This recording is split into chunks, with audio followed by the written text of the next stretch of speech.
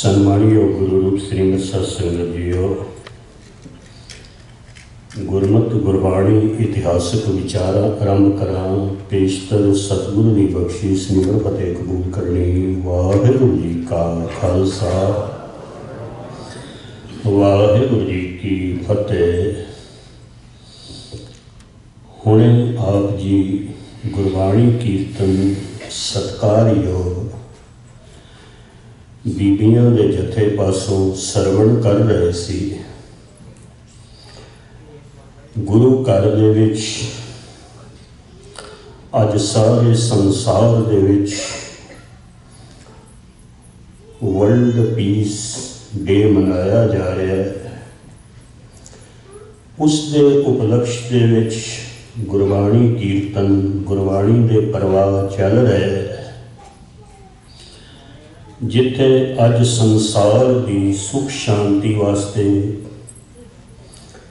ह्यूमैनिटेरियंस ground the peace of the world वास्ते प्रार्थना की जा रही है,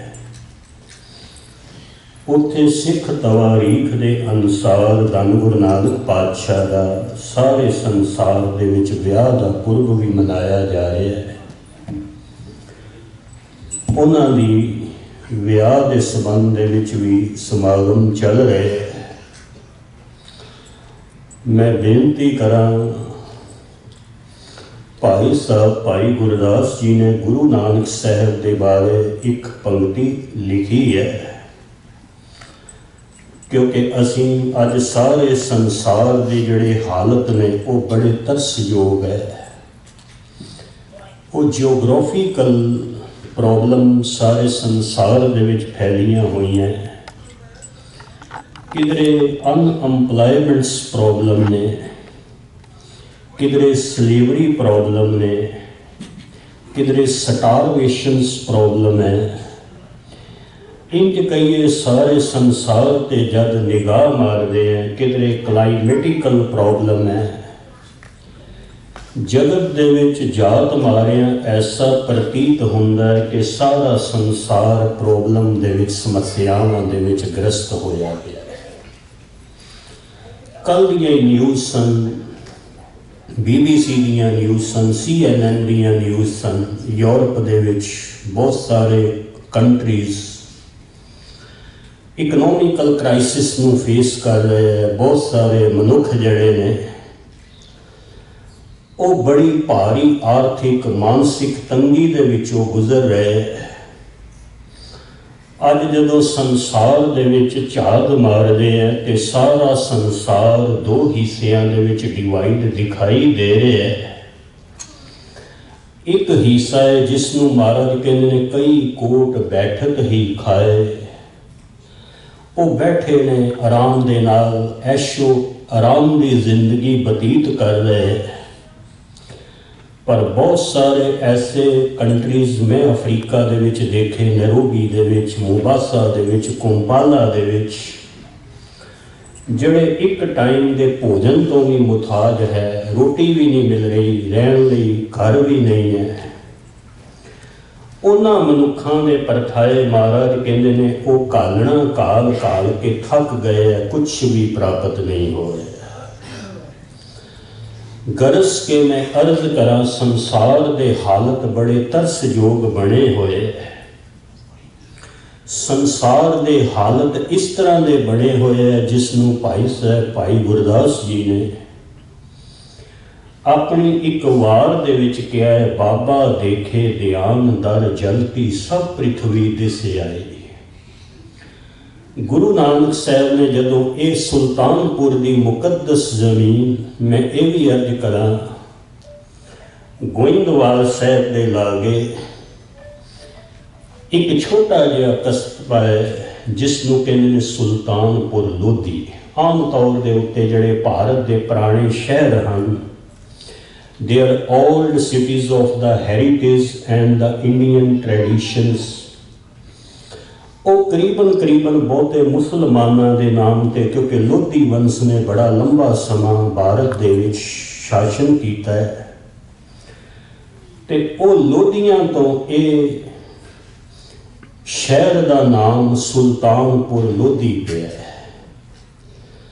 वैसे मैं अर्ज करा अरबी दे विच फारसी दे विच जो बहुत वड्डी धन संपदा का मालक है,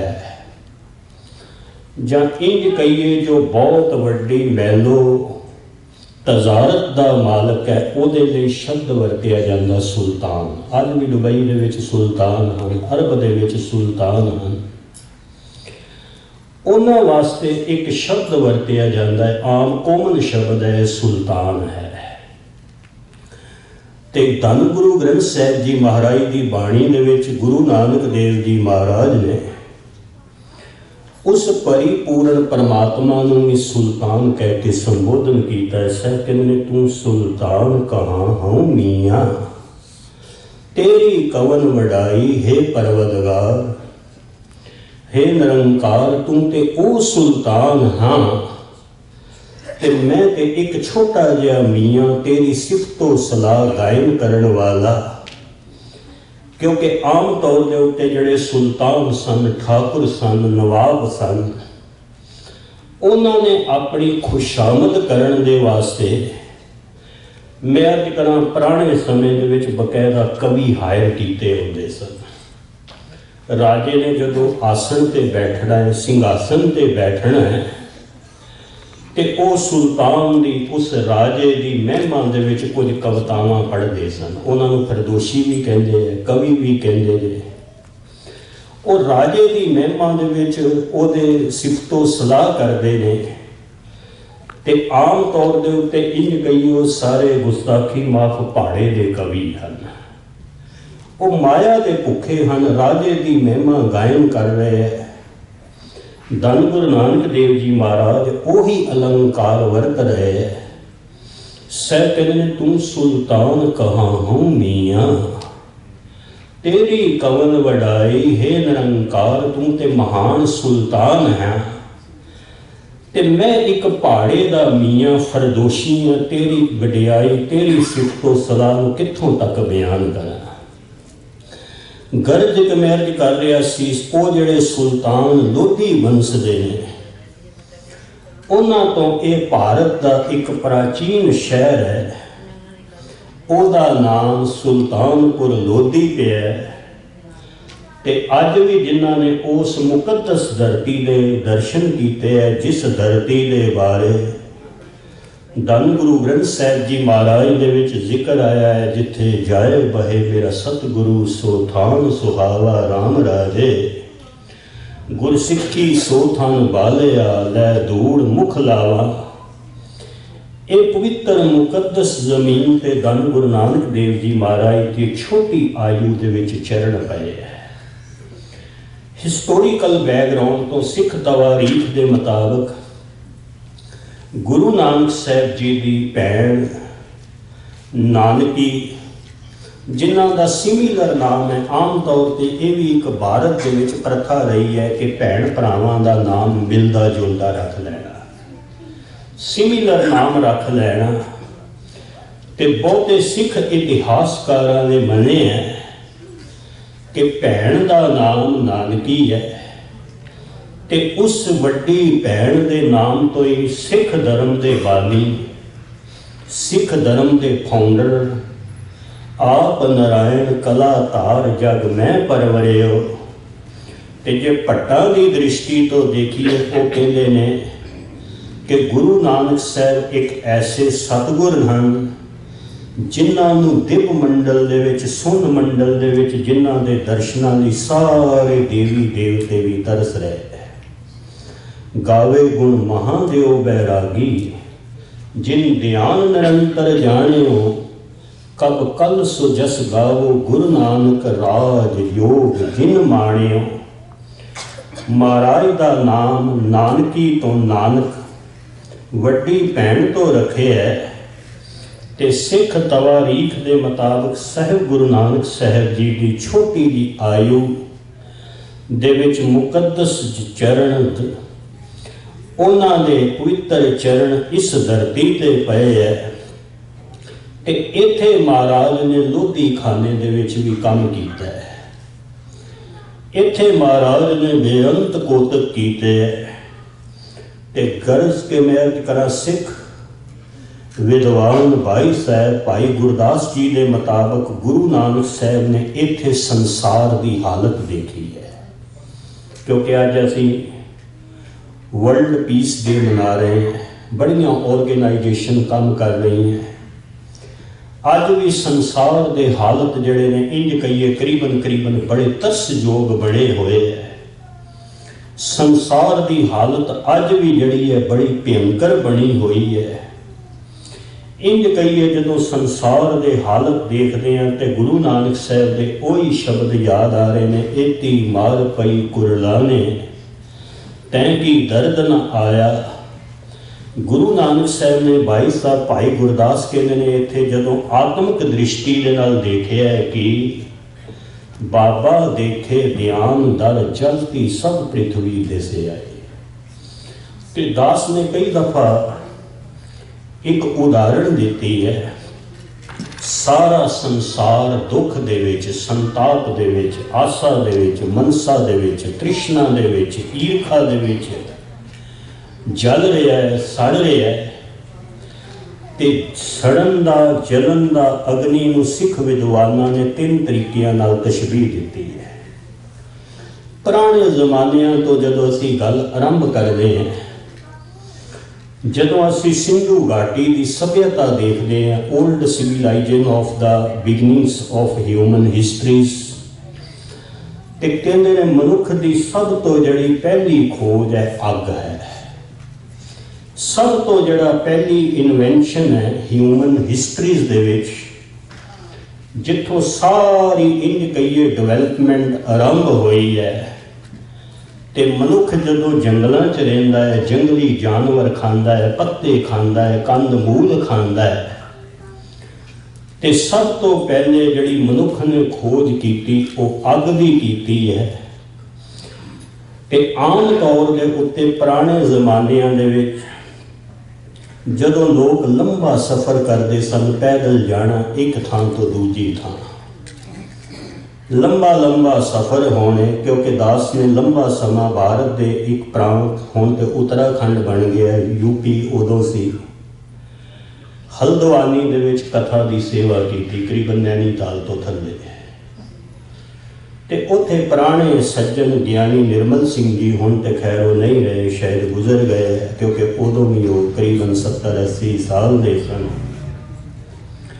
ते जिहड़े पुराने करीबन सिख विद्वान सन वो हल्द्वानी कथा करन जाया करते सन। ज्ञानी मान सिंह जी चौर, प्रिंसीपल गंगा सिंह जी, माणयोग मस्कीन साहब जी, ज्ञानी रंजीत सिंह जी पारस, ते उन्हां दे घर ही रुकिया करते सन। बड़े विद्वान सन ज्ञानी जी, शायद वो नारायण दत्त तिवारी की वजारत दे विच मिनिस्टर भी रहे।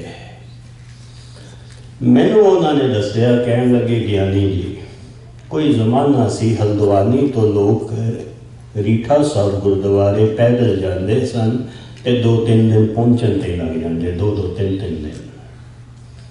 ते 25-25 सिखां दे इत्थों जथे जाने, क्योंकि सारा रास्ता जंगली है, तो जंगली शेर चीते बघियाड़ अटैक कर देंगे सन। तो कोई जमाना सी मनुख पैदल जद जांदा सी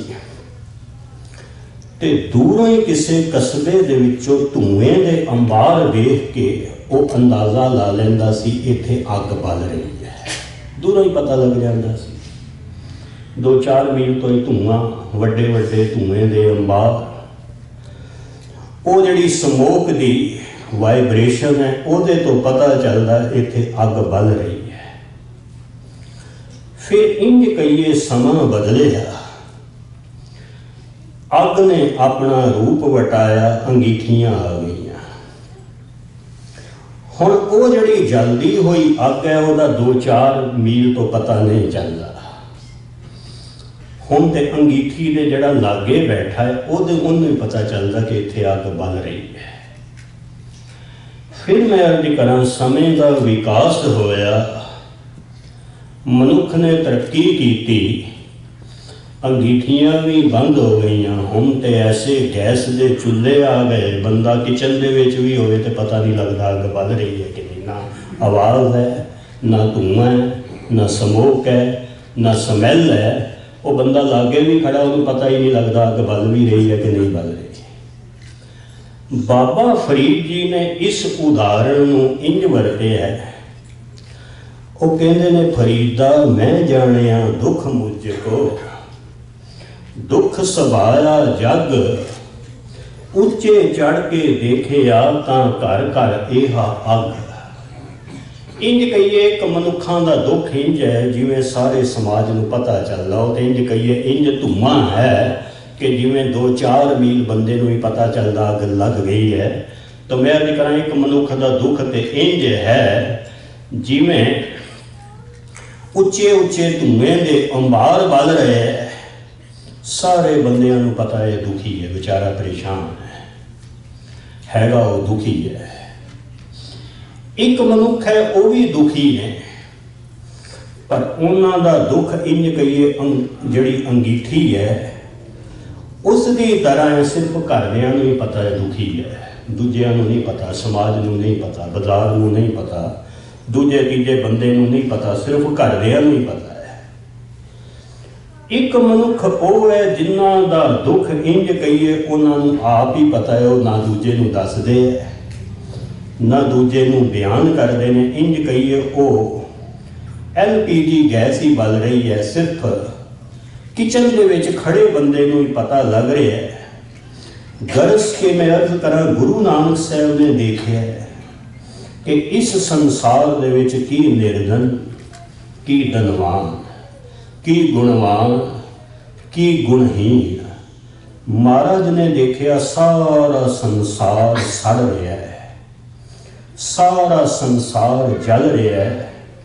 ते भाई साहब भाई गुरदास जी ने जड़ी वार कही, वो कहते ने, बाबा देखे दयाल दर, जलती सब पृथ्वी दिसे आई।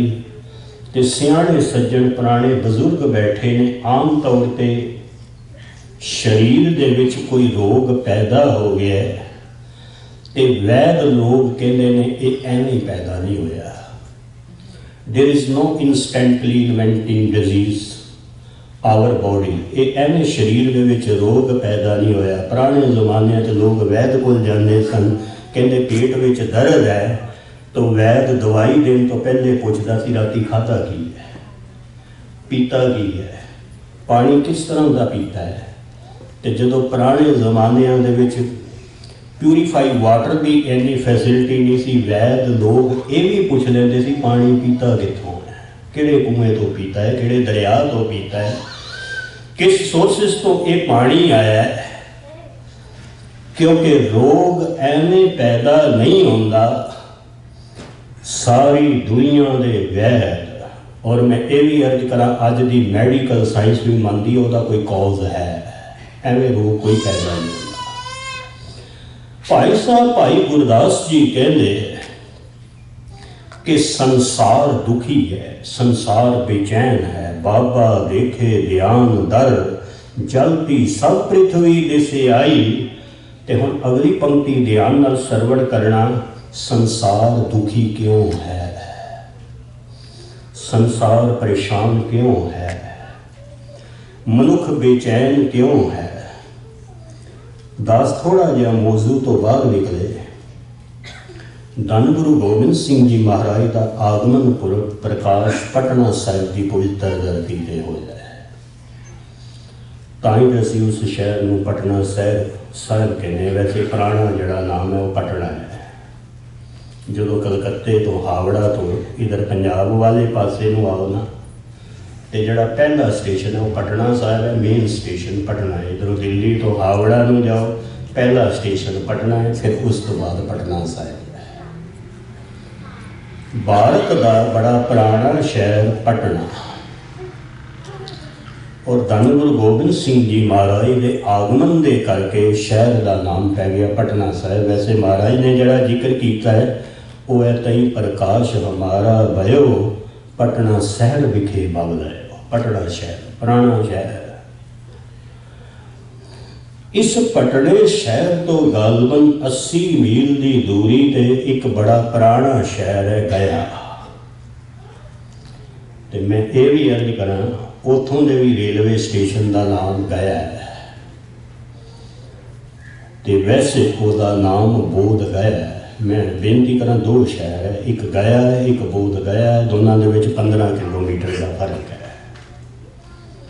करीबन जदों दास रांची धनबाद इधर मुगल सराय कथा की हाजरी भरन जाना तो कदी कदी इत्थे भी चक्कर लग जाना रेलवे स्टेशन के लागे गुरुद्वारा। खैर बोध गया दे विच धन गुरु गोबिंद सिंह जी महाराज तो गालबन 2000 साल पहले आप सुन के हैरान होवोगे, एक आवाज उठी जिस आवाज ने करीबन सारे सेंट्रल एशिया को प्रभावित किया। सारे सेंट्रल एशिया, साउथ एशिया, जिस दे विच जापान है, वियतनाम है, कंबोडिया है, सियाम है, ताइवान है, फिलीपाइन है, जापान है, फिर मलेशिया है। ये करीबन वो जड़ी बोध गया तो आवाज़ उठी, उस आवाज़ को करीबन ये सारे साउथ एशिया ने प्रभावित किया, बड़ा प्रभावित किया। वो आवाज़ देने वाले गुरु गोबिंद सिंह जी तो गालबन 2000 साल पहले महात्मा बुद्ध सन, लॉर्ड बुद्धा सन।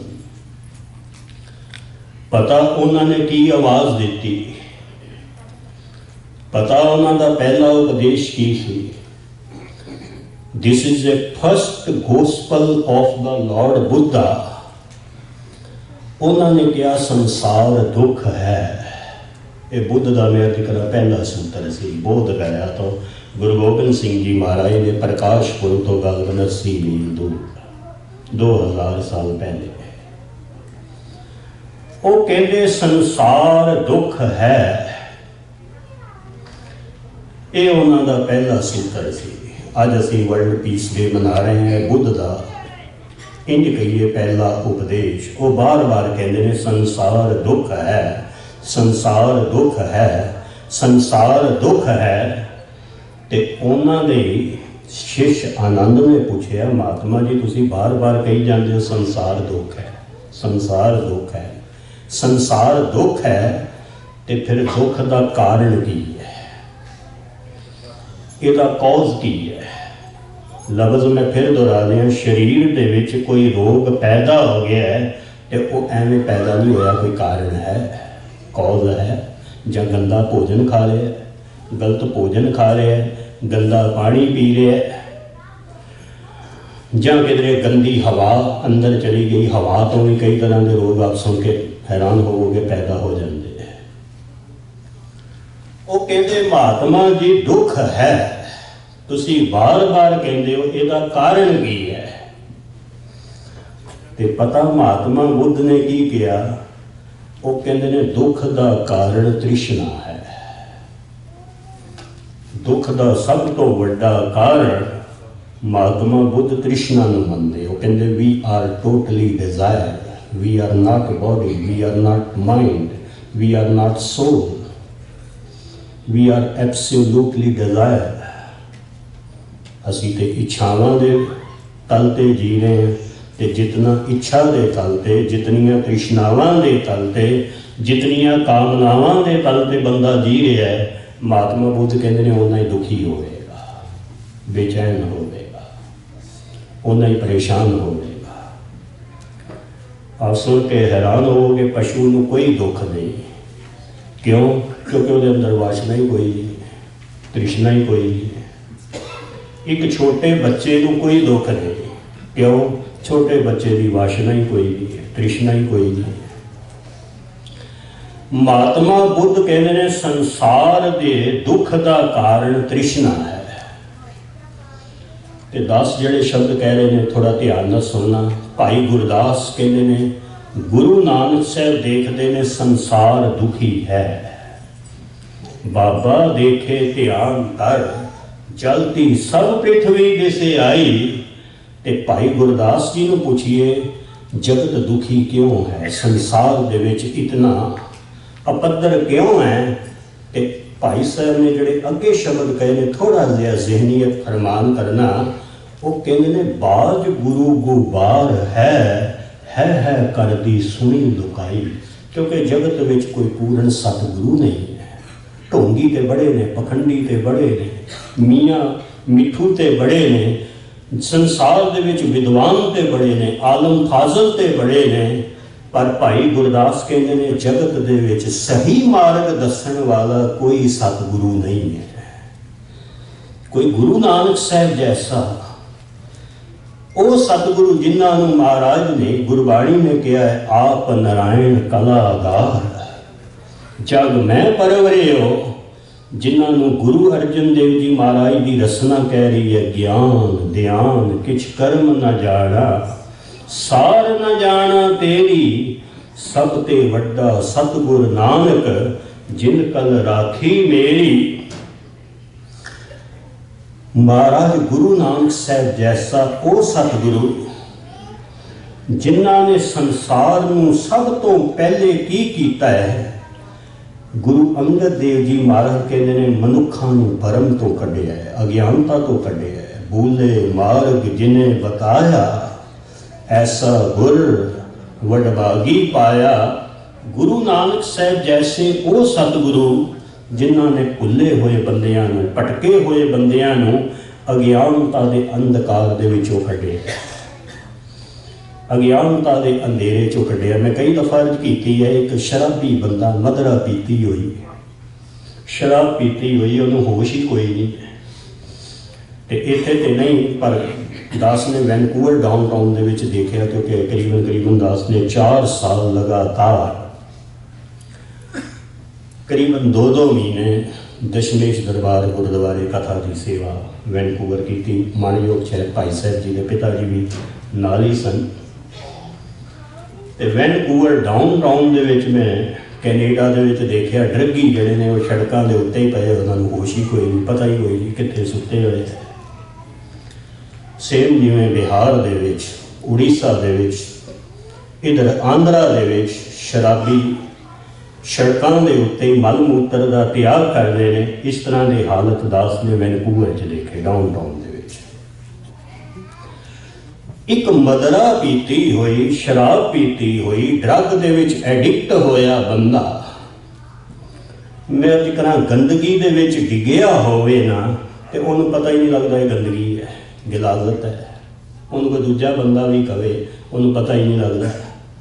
उदाहरण वास्ते मैं एक लफ्ज़ भी वरत लवा। पटना साहिब तो करीबन पटना शहर आओ तो करीबन 15 किलोमीटर का फर्क है। जिथे गुरु गोबिंद सिंह जी का प्रकाश होया तो पटना शहर का गलबन 15 किलोमीटर का सफर। तो मैं पटना उन्होंने दिनों के इन्नी व्यवस्था नहीं सी कि पटना शहर के रुकता सी ते रात को गुरुद्वारा तख्त साहिब पटना साहिब तो गंगा के किनारे शाम को वाक करनी। उन्होंने दिनों के करीबन जी गंगा का घाट है वो पटना साहिब तो दिखाई देता सी। इन्नियां दुकानां नहीं सन, मकान नहीं सी, बिल्कुल सामने ही दिखाई देता सी। हुण तो खैर बड़ियां वड्डियां बिल्डिंगां बन गई हैं। शाम को घूमना तो उत्थे मैं देखना शराबी जिहड़े बंदे ने ना वो गंगा के किनारे दे विच ही बैठे हुए सुते हुए ते गंदा पानी उन्हां ते गुजर रहा है। उन्होंने होश ही कोई नहीं, अचेत होए पे। मैं अर्ज करा एक शराब दे मद दे विच मदमस्त बंदे नूं पता ही नहीं कि मैं गंदगी च डिग्गा होया, गिलाजत दे विच डिग्गा होया। कोई दूजा आके दसे उन्होंने तां भी नहीं पता लगता। गुरु नानक साहब ने की भारी उपकार किया है कि इस तरह के जोड़े गंदगी दे विच डिगे हुए कीड़े ने जिन्हां दी हालत इंज कहिए राक्षसां जैसी है, उन्होंने ही सब तो पहले मनुख बनाया। बलहारी गुर अपने द्योहारी सदवार जिन मानस ते देवते किए करत न लागी वार। गुरु नानक साहब का यह भारी उपकार जिहड़े मनुख इंज कहिए बिल्कुल गिलाजत दे विच गिरे पे। पता किस तरह की गिलाजत? एक भट्टां दे सवैये की तशबीह भी आप जी के सामने रखा। भट्ट कहते ने हम अवगुण भरे एक गुण नाही, हे गुरु रामदास असीं ते अवगुणां नाल भरे होए, अज्ञानता नाल भरे होए। पता किस तरह के अवगुणां नाल भरे हुए, किस तरह की अज्ञानता नाल भरे हुए। वो कहते ने असीं माया के अंधकार दे विच डुबे हुए हैं। माया मोह ब्रह्म बै भूले, सुधदा रासियों प्रीत लगाई। माया दे मोह दे विच ग्रसे हुए हैं, मद दे विच ग्रसे हुए हैं। सानू ते कोई सुध बुध भी नहीं, जिवें शराबी नूं कोई सुध बुध नहीं होंदी। सुधदा रासियों प्रीत लगाए। ते इस तरह के अंधकार दे विचों एक आवाज़ आई है, इस तरह की अज्ञानता दे विचों एक बोल आए कि एक उत्तम पंथ सुनियो गुर संगत। पता चले, समझ चली कि दौड़ के भज के गुरु रामदास जी की शरण जा जाओ। एक उत्तम पंथ सुनियो गुर संगत, तह मिलंत जम त्रास मिटाई। एक अरदास पाठ की रत की, गुरु रामदास राखो शरणाई। है गुरु रामदास जी असी तो इस तरह की अज्ञानता दे विच डुबे हुए। हे गुरु नानक साहब असी तो इस तरह के अंधकार दे विच डुबे हुए। ते मैं अर्ज करा जिहड़े मनुख अज्ञानता दे विच, हंकार दे विच, तकब्बर दे विच, ईरखा दे विच, जलन दे विच डुबे हुए है। अज असी वर्ल्ड पीस डे मना रहे हैं। सारी दुनिया अज पीस दीयां गल्लां कर रही है। ते मैं अर्ज करा जिथे सारी दुनिया अज पीस दीयां गल्लां कर रही है, ह्यूमैनिटेरियन दीयां गल्लां कर रही है, उत्थे बड़े बड़े मुल्क जड़े ने वो न्यूकलीयर बंब बनाने दीयां दौड़ां च भी लगे हुए, न्यूकलीयर वैपन बनाने दीयां दौड़ां च भी लगे। उहदे कोल घट है तो मेरे कोल ज़्यादा है, मेरे कोल ज़्यादा है तो उहदे कोल घट है। इस तरह का भी है। तो सारी दुनिया दे विच इस वक्त की हालत में आरंभ करा, क्लाइमेटिकल तौर पर खराब है, इकनॉमिकल तौर पर खराब है, क्लाइमेटिकल तौर के उत्ते हालत इतनी संसार की खराब है जिस हिसाब के नाल मैं कई दफ़ा बेनती की सारे वर्ल्ड का क्लाइमेट खराब हो गया है। करीबन सारी दुनिया का एटमोसफेयर खराब हो गया है। ओजोन लेयर दे विच छिदर हो रहे हैं जिहदे नाल मैं सारी दुनिया दे विच आप सुन के हैरान होवोगे कैंसर के पेशेंट बढ़ते जा रहे हैं। सारी दुनिया का जोड़ा वातावरण है प्रदूषित हो ही जा रहा है। धन गुरु हरराय साहब जी महाराज के प्रकाश पुरब से 10 मैरीलैंड सी ते उथे बकायदा मातावां भैणां ने इको इंस्टीट्यूशन शुरू किया गुरु हरराय साहब जी के प्रकाश पुरब से। उन्होंने एक प्रोजैक्ट भी शुरू किया है कि भारत के विच करीबन वातावरण की सब तो वड्डी प्रॉब्लम है शुद्ध हवा नहीं है, शुद्ध पानी नहीं है। तो उन्होंने ये गुरु हरराय साहब जी के आगमन पुरब से भारत के करीबन जोड़े पछड़े हिमाचल के गाँव हैं, जोड़े पिंड हैं, उन्होंने शुद्ध पानी शुद्ध हवा लई इतों अमेरिका तो इंतजाम किया है। मैरीलैंड के विचों गुरु हरराय साहब जी के प्रकाश पुरब से मैं ये कर रहा सी सारी दुनिया के जिथे हालात खराब उत्थे गुरु नानक साहब उदासियां भी निकले, हंकारियां महाराज ने तारे, दुष्टां तारे है। तो इत्थे ही बस नहीं पशु परेद मुगध को तारे, जिहड़े मनुखां की बिरती अत दर्जे की डिगी हुई है, डिकलाइन हुई है, गुरु नानक साहब ने उन्होंने भी तारिया। तो मैं अखीर दे विच एक बेनती करा, सतगुरु गुरु नानक साहब के तारण के जोड़े तरीके ने वो बड़े निराले है। हम अज्ञान अलप मत थोड़ी तुम आपन बिरद रखाओ, हे गुरु नानक साहब तुहाडे तारण का जोड़ा तरीका वो बड़ा अजोका है, अजीम है, वो बड़ा यूनीक है। जिथे अज असी गुरु नानक साहब का विआह पुरब मना रहे हैं, वर्ल्ड पीस डे मना रहे हैं, चाहे गुरु नानक साहब ने उस विआह के उत्ते भी कोतक किया कि महाराज ने वो कंध नूं ही आसरा दिता है। मैं कई दफा अर्ज की है, सतगुर की दृष्टि दे विच बड़ा बल है। भाई साहब भाई नंद लाल कहते हैं दर चश्मे गोया दर कुनिंद हर उजाला में असर। भाई साहब नंद लाल कहते हैं ए गुरु तेरी दृष्टि च बड़ा बल है, बड़ी समर्था है। गुरु नानक साहब की दृष्टि च बल है कि जे वो दीवार वाल देखते हैं तो दीवार को टिका देंगे है, जे वली कंधारी पत्थर सुटता है तो गुरु नानक साहब के कर की बख्शिश हक की बख्शिश नाल पत्थर मोम होंदे है। तो जे इंज कहिए गुरु नानक साहब सच्चे पातशाह महान कृपा करते हैं, वो किसी सुके दरखत के थले भी बैठते हैं तो वह दरखत में भी हरिया भरिया कर देंगे ने। सूके हरे किए खिन माए। गुरु नानक साहब ने विआह के उत्ते भी ये संदेश दिता कि गुरु की दृष्टि दे विच सारे बराबर हैं। जड़ा भी सतगुरु के शरण च आउंदा है सतगुरु उन्होंने तार देंगे ने। अज के महान पुरब दीयां हार्दिक बधाइयां शुभकामनावां। जिथे गुरु नानक साहब ने अपने विआह दे विच भी महान उपदेश संदेश दिता है, उत्थे असीं अज वर्ल्ड पीस डे मना रहे हैं।